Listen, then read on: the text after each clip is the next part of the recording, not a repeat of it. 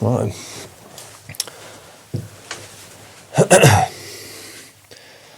Okay then, Scott, you ready for this, mate? You ready? That's the first time, so let's see how it goes on. First edition of the Sanctuary Fitness podcast. So, today we want to talk a little bit about balancing health with real life and all that kind of jazz. I know it's something that I take exception to, really, and obviously a lot of our clients fall into this category where, like, you look at social media and it's very much extremes, very much perfection, and, you know, glutes and abs and all that kind of jazz, and it doesn't really fit a lot of like what sort of normal day-to-day life is. But we're going to try and attempt to do this, see if we can not ramble on, which I feel like I've already done immediately. Brief thoughts, Schofield? Yeah, so let me, should we jump into introductions?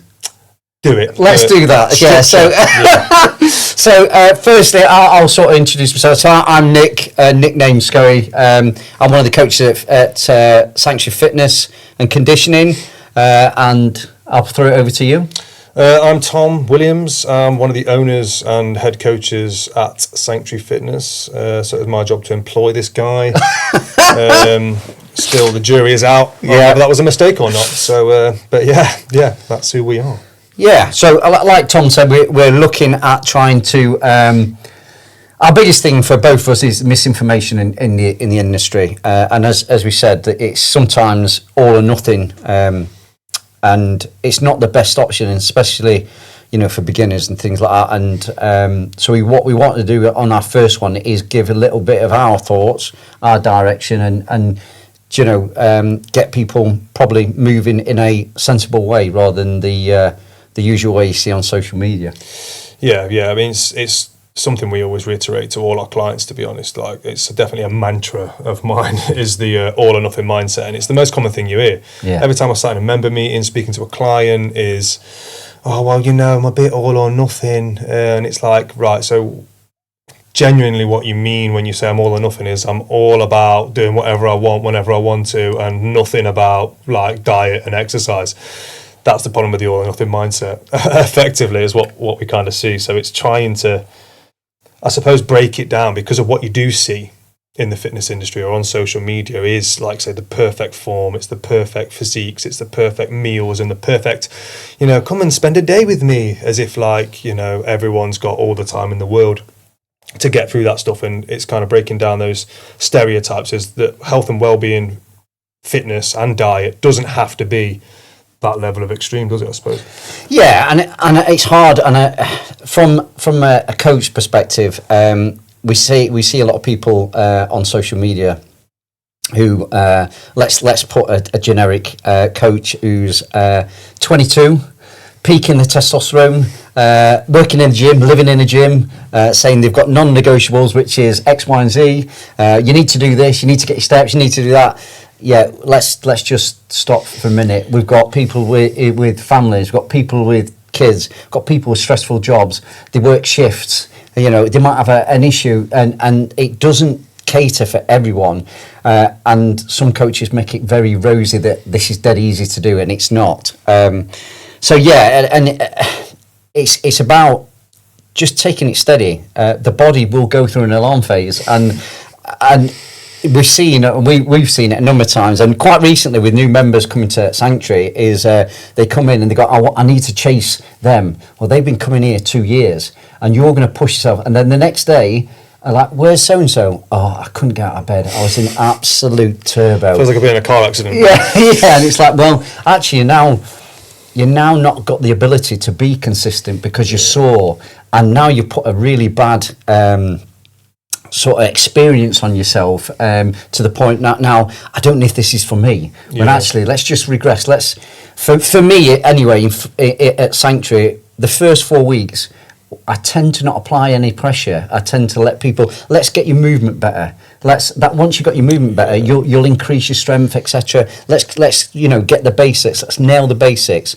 And then once you've been with us a while, right, let's apply the pressure. Yeah. Like I say, we'll try to lull you in to a false sense of security and then destroy you later down the line. but yeah, jokes aside, like your point is right. It's like that consistency over the intensity, consistency over perfection. Again, it can be misleading when all you see online is the perfect everything in regards to fitness and health.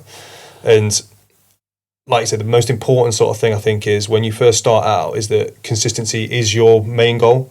If you've gone from a lifestyle of doing no exercise, you've not any idea what to do with your diet, or you've bounced from fad diet to fad diet, you're expecting like extreme results immediately, and it's like, well, you're not there yet. Like you say, it's like with your exercise. If you come into the gym and try to compete with everyone else who's been there 4, 5, 6, 10 years, then you're going to feel horrific for the following week. We've all been there. We've all had those DOMs. So that kind of, even when you've had a couple of weeks off, you come back in, you train, you're like, Jesus Christ, I feel like I've been hit by a truck. Consistency is the first point that we could try to reiterate to anybody, and that's why I always try to say to them, like I said, when they come in the door, I tell people all the time when they first start with us, 50%. I don't want to see any more than 50% effort out of you today, because otherwise you're not going to see the week out. I'm not going to see you again this week, and then you're going to assume that you're not right for exercise, not that you did anything wrong with your intensity or your approach, and that it's totally normal to feel that. And like I say, so consistency, whether it is exercise, whether it is diet, is way more important than that intensity and that kind of perfect approach to exercise, especially when you're starting out. You're never going to be perfect. You're learning. You're trying to understand what this is all about. And you're in a worse starting point than if you didn't know anything at all, because you've actually in a position where you've got all sorts of information in your head, because you've been listening to social media and you've gone from like, well, is it keto I need to do? Or do I need to do intermittent fasting? Or should I go on Slimming World, or all this other shit? And ultimately, like I say, you're starting from a worse point. So consistency is definitely the first stop off. And nailing the basics. A big fan of nailing the basics. I think we've had a recent member at Mansfield, Rich, and he joined us, and then in his job was then dragged away so he couldn't get to the gym. So I always say gym is a add-on, I think, and the main thing we're looking at there is building that muscle and that strength and that mobility. But all he did was tracked his steps, controlled his diet, and he came back and we weighed him, and I lost something like 5 or 6 kilos. He'd been in the gym in the last 4 weeks, 1 or 2 times, and it's about getting those basics right, and then everything else is just an add-on, I think. And like I say, his diet wasn't like perfection. No. It wasn't just like, chicken, rice and broccoli. There'd be all sorts. He just controlled like his calories, and like I say, in that, there's a lot of conflation, isn't there, like in the industry, like between like what you exercise for and what your diet's for, or even within diet, kind of what you eat versus how much you eat in calories and that type of stuff. And this is why we say it's like a learning process. You've got to get to that point where you kind of go, right, I understand what these bits and bobs are for. Yeah, it doesn't have to be extreme. I don't have to be chicken, rice and broccoli every meal. My exercise doesn't have to be 110% every single time. It can be just a case of, I train 3 times a week. But you're exercising not to lose weight. You're exercising because you're trying to look after yourself, trying to build that muscle. You're trying to be more mobile, keep yourself functional, keep yourself healthy, especially when we're looking at like health and well-being. We're not looking at the extreme of kind of you want to be a bodybuilder or you want to get on stage in your small little budgie smugglers or something like that. It's very different, and that's where the conflation comes in and the confusion comes in for people, is that kind of like you're looking at people who've got a totally different goal to you. Like you're Karen, you're 46 years old, you've got 2 kids, you're a single mum, you're trying to get them out of bed in the morning, get them ready for school. You ain't got time for your meditation and your sunlight focus, do you know what I mean, and all that kind of crap. Like, I get it, and if we all had that perfect lifestyle, then happy days. But it's just for most of us, like I say, we're watching people who don't have the same goals as us, and then we're aligning our goals with theirs and wondering why we're ending up back at square one every time. It's a weird one, and people come into the gym for these goals, and for me, you see the penny drop when people start to focus on less of, I'm doing this because I want to eat more, I'm doing this because I want to lose weight, I'm doing this. They just get in and they start, I'm really enjoying training, Nick, at the moment. I'm really enjoying it. I'm looking forward to doing it. The penny's dropped. I'm enjoying training. Then it becomes part of their life, and then the goals have changed. They're now just doing it for the enjoyment. And if you can get someone to train and exercise for the enjoyment, then you've won it. You've completely won it. It's the game, yeah. That is 100% the game. Like I say, but it has to be something. it has to be deeper than like I say, I just want to lose weight, or I want to look good naked, or I want to look good for this 2-week break that I've got once a year. And it's like, well, no wonder your diet and your exercise goes into disarray after that point. You're working towards one moment in time, and you've got the wrong approach. The mindset from the beginning has to be like, I'm doing this for my health, for my well-being. Yeah. The fat loss and stuff should actually be a bonus on top of that. Yeah, and it's a byproduct of doing that. It's a byproduct, and it can be so soul destroying when they don't meet those goals. It's soul destroying. It's just we're gonna it's never linear. We're gonna have hitches, we're gonna have bumps in the road. So just focus on enjoying it, and you will get there. It's funny because you see them step into it, like at times, like, you'd be watching someone deadlift or whatever, or bench press or back squat, whatever it might be, and they're like, oh God, I'm annoyed. I wanted to hit 200 today, or I wanted to do this, or I wanted to do that. And it's like, all right, cool, but you got a deadlift championships coming up? Or again, I'm talking to 46-year-old Karen here, and she's like, well, no. And this is not to like diminish anyone's goals. It's great. You need to have these goals and stuff, but that can be enough to like set someone off and go, oh shit, at the gym today. They go home, they eat a load of crap because they're annoyed that they didn't lift the deadlift like that they wanted to in that day. They didn't put the weight on the bar they wanted to. And it's like, just have a think again about why you're here. That's fine. Some days you're going to lift well, some days you're going to lift, and it might not be no rhyme or reason to it in your head, at least. So the understanding the why is a big part of like getting you to the gym in the first place. And again, going back to the sort of intensity sort of sideline to it, where you see people come in, it's like, well, there's no point me coming to the gym if I can't smash it to pieces and train like the Incredible Hulk. No, you've got that wrong again. Like, even if you come in and train at 60-70%, just move well, lift that bar, and you might be lifting less than what you did last week, but you've come in, you've moved. Mentally, you'll feel better just for completing that workout, but physically, you'll still have a benefit. It doesn't have to be 110%. Definitely, and for me, teaching the guys, and both Eastwood and Mansfield, is we're going to have days when we walk in, we're not hydrated, we're tired, we've had sleepless nights, the kids woke us up. We're not going to perform at our best, but we want to perform at that intensity. So, for example, I always teach, if let's say your deadlift is 100 kilos, and that's your 8 out of 10. You come in, you've had a bad night's sleep, you're not hydrated correctly, etc., and you get to 80 kilos, and you're working 8 out of 10. Today, 80 kilos is your 8 out of 10. Stick to that 8 out of 10. We're still working in that intensity. It feels heavy. It's still being challenged, but we're not hitting those PBs as such. But I do like the RPE type of stuff. It's a good way for, like I say, the general, health and well-being kind of approach to exercise and fitness is that come in and like you say, I mean, I work shifts, so you come off a night shift, and I go into the gym, and like you say, if it's 100 kilo, I'm looking to lift. Last week, that was my 8 out of 10. Again, it's okay. It's okay to do 80. It's okay to drop it down. It's not that you're not going to get any benefit from doing that. You'll get far less benefit from not doing it all and sitting at home and whatever else. But again, that intensity is, again, what messes a lot of people up. It demotivates you coming to the gym, especially again when you're doing if it's CrossFit, you're kind of into it. But with those like Metcon classes, those circuit style training, people, it's easy when you're feeling a bit tired to go, you know what, I'm good for doing that. I'm good for going in and smashing out that fucking 5-minute AMRAPs for 40 minutes or something. I get it. So if you take the edge off it and go, you know what, I'm not going to try and win the workout today. I'm just going to go, I'm going to move around, I'm going to use a bit of a lighter weight on the resistance exercises, whatever it is. Then you can still get the benefits of doing it. Get your heart rate up a little bit, and then you leave that session again, like I mentioned earlier, like feeling good, rather than going, you know what, I'm not going because I can't smash it today. But I've thrown to you, what does balance look like? What does balance look like? Well, I think for me, and again, this is something that's changed for myself as I've got older. Not quite as old but as I've got older, I've been there, like I say, the 22-year-old coach where you're smashing it out and it's like 5-6 days a week, 110%, got to look absolutely shreddy Kruger all year round, to kind of, well, you know what, life is more than that, like you say, and it's family, it's friends, it's being healthy, it's moving well, it's being pain-free. I think one of the turning points for me was like I was walking around in a lot of pain just from DOMs alone. Yeah. Because it's like, I've got to smash myself all the time. And for me, like, what it is now is I try to have some basic principles. So, like, I try to, like we say, the guys at the gym, minimum 3 training sessions a week. I try to have active hobbies.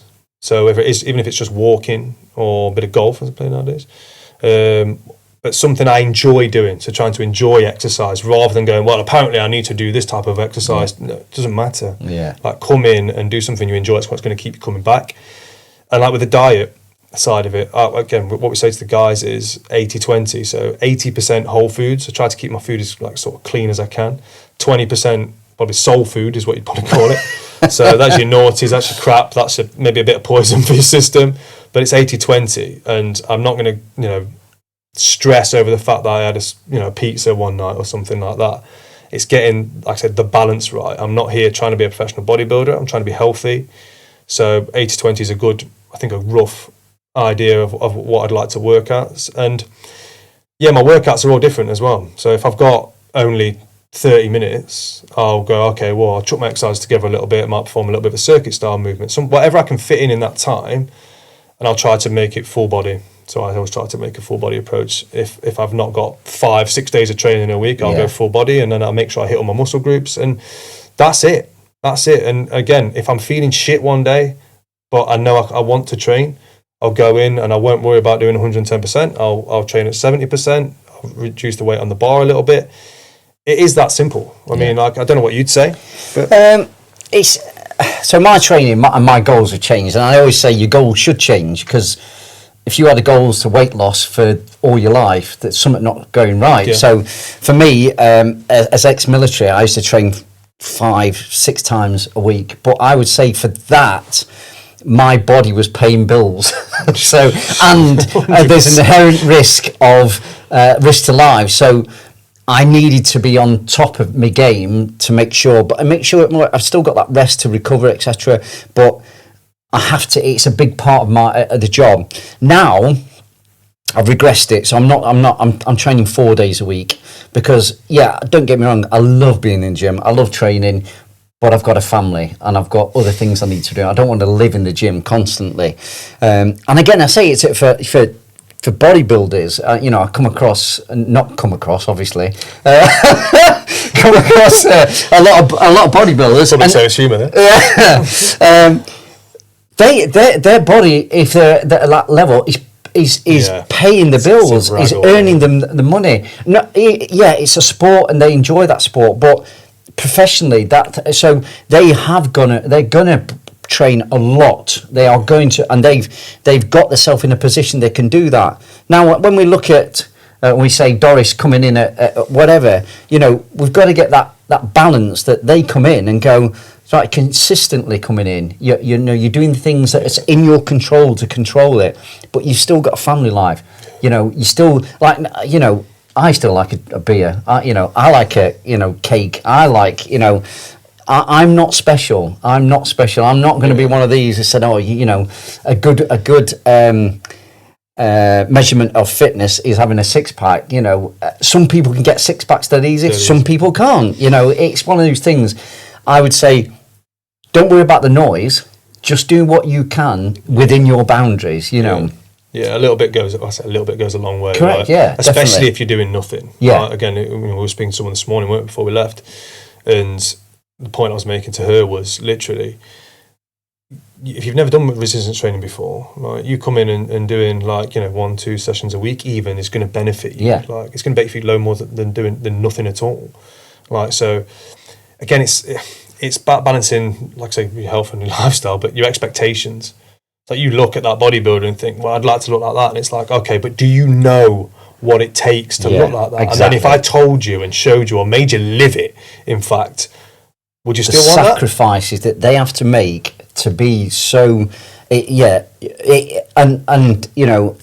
like someone said to me, it's not easy, because if it was easy, everyone would be doing it. Yeah, and the sacrifices they make with family time, with foods, with lifestyle, they have to sacrifice that. So And we've got a member, and they are constantly, and I'll say they because I don't want to single them out.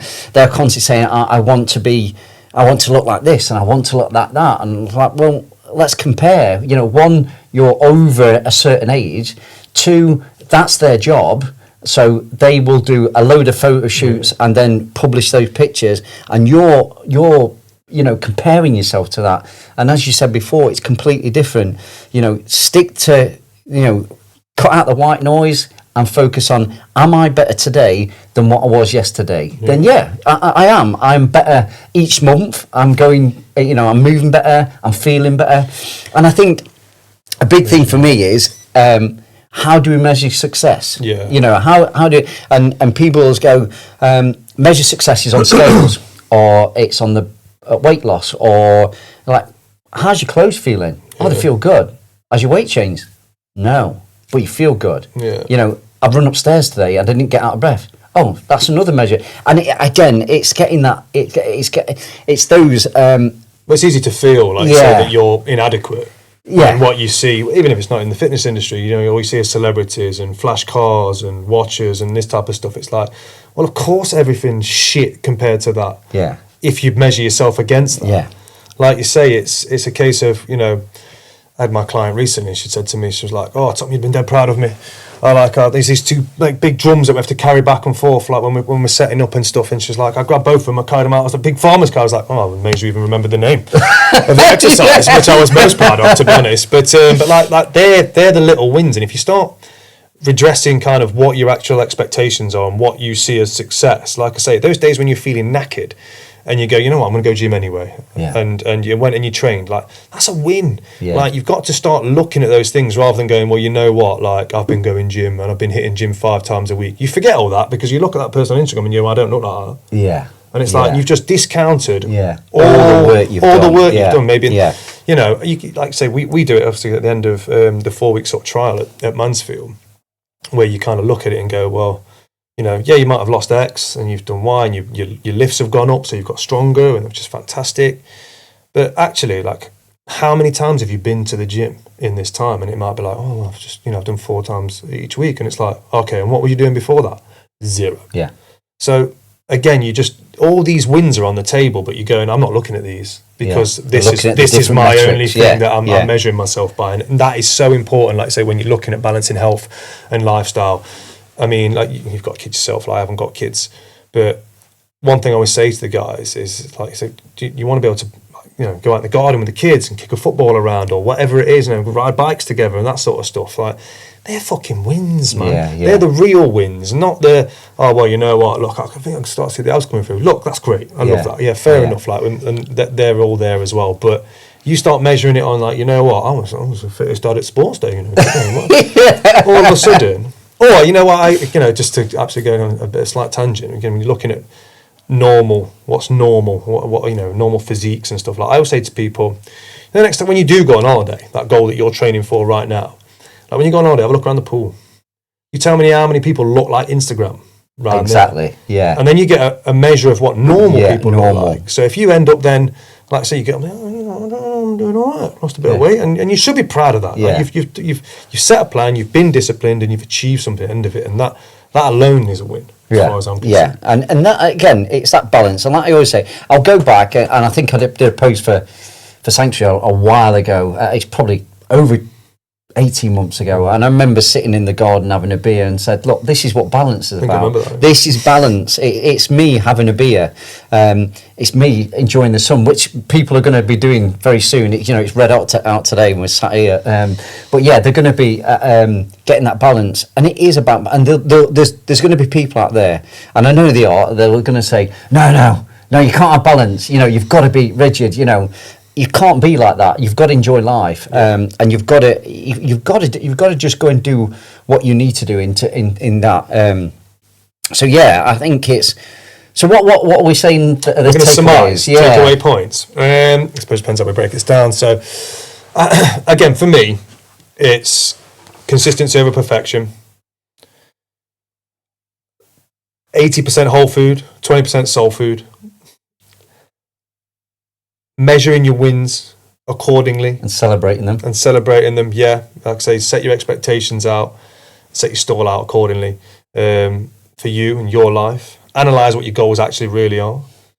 But ultimately, like I say, we're trying to move well.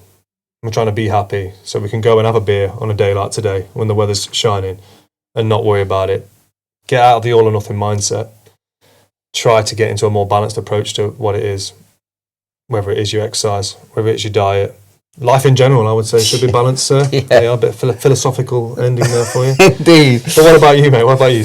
For me, nail the basics. Get the basics right. Get your steps in. What you do outside of the gym is, for me, much more important than what you do in the gym, and that's just an add-on. So make sure you get your steps. Try and control your diet. Have those foods that you enjoy. I think, I don't think I covered, but bringing it in just to give a thought process, that mindset is, think of it as a goal. We see it all the time. I had a bad day yesterday, so I just ate shit. And then just a week goes. No, there's no need for that. Just think of it as a goal. If you have a bad shot, let's focus on the next one, or let's focus on the next day, etc. So just focus and getting the basics. If you have a bad day, that's fine.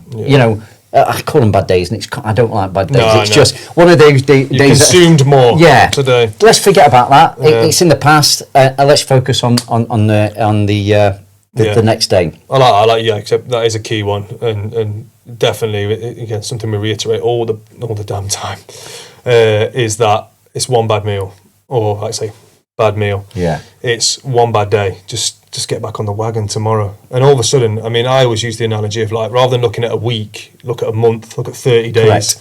Correct. And if I, give you a tick for every good day and a cross for every bad day, if we have 25 ticks and 5 crosses, we're on the right track. Yeah, definitely. Whereas if you have that one cross and it's followed then by seven more crosses, then that's the recipe for the sort of restart, re-go again. This diet isn't working for me. This exercise doesn't work for me. Yeah.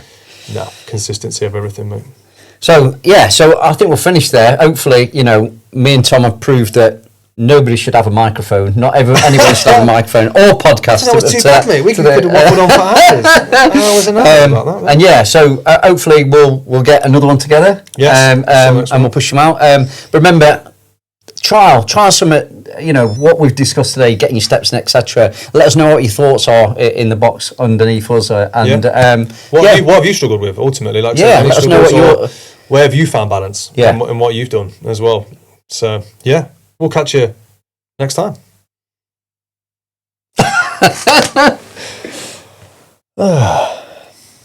See that?